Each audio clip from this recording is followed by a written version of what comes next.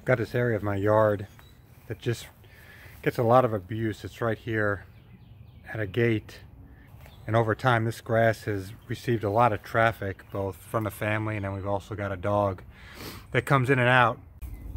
This is St. Augustine grass, which is a warm season grass, and it spreads by stolons, and you can just see where these have been beaten down, just compacted over time.